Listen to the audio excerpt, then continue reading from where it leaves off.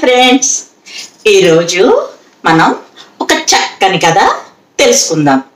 ఓకేనా? అనగనగనగనగనగా ఒక ఊర్లో రంగయ్య అని ఒక రైతు ఉండేవాడు. ఒకరోజు రంగయ్య పక్క ఊరి సంతకి వెళ్ళి సామాన్లు కొనుక్కొద్దాము అనుకున్నాడు. ప్రయాణం అయ్యాడు. పక్క ఊళ్ళోకి వెళ్ళి ఓ మేకను కొనుక్కున్నాడు, నగలు కొనుక్కున్నాడు పెళ్ళానికి, ఇంకా ఇంటికి కావాల్సిన సరుకులన్నీ కొనుక్కున్నాడు. అన్ని తెచ్చుకుని మళ్ళీ వెనక్కి తిరుగు ప్రయాణం అయ్యాడు. దారిలో అతనికి ఒక దొంగ ఎదురుపడ్డాడు. ఇంకేముంది, దొంగ కర్ర చూపించి బెదిరించి రంగయ్య దగ్గర ఉన్న సొమ్ములన్నీ తీసేసుకున్నాడు. డబ్బులు తీసేసుకున్నాడు, నగలు తీసేసుకున్నాడు, సామాన్లు తీసేసుకున్నాడు. ఇవి సరిపోక నాకు నీ మేకను కూడా ఇచ్చి అన్నాడు.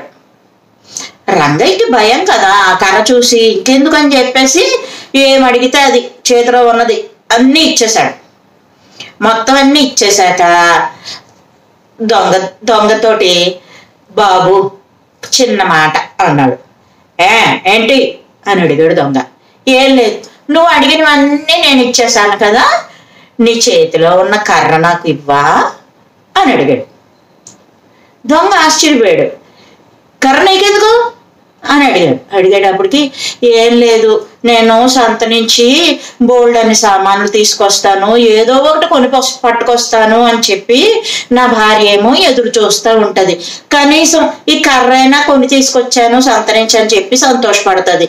దాని ముఖంలో సంతోషం చూడాలని నేను నిన్ను కర్ర అడుగుతున్నాను అన్నాడు రంగయ్య.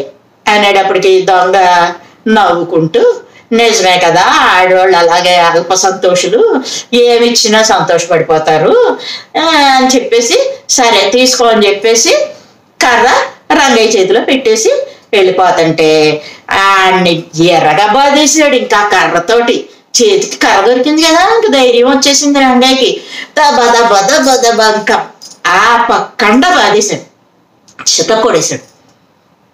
మరి లేకపోతే మన సొమ్ములు తీసుకుంటే మనం ఊరుకుంటాం ఏంటి? ఊరుకోకూడదు.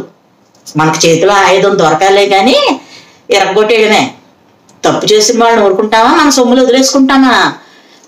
అంతే. ఇంకా ఆ మేక, డబ్బులు, నగలు, తీసుకున్న సరుకులు అన్నీ తిరిగి తీసేసుకున్నాడు రంగయ్య. తీసేసుకున్నాక ఇంకా చితకూడతున్నాడు కదా పక్క నుంచి. కొంచెం ఈ సామాన్లు అవి తీసుకోవడంలో కొంచెం వీలు చిక్కింది దొంగకి. అయ్యే బాబోయ్, ఈడెంత చితకూడేస్తున్నాడో నన్ను అని చెప్పేసి దెబ్బలు తిన్న దొంగ ఇంకా వీలు చిక్కిన వెంటనే పరుగందుకున్నాడు.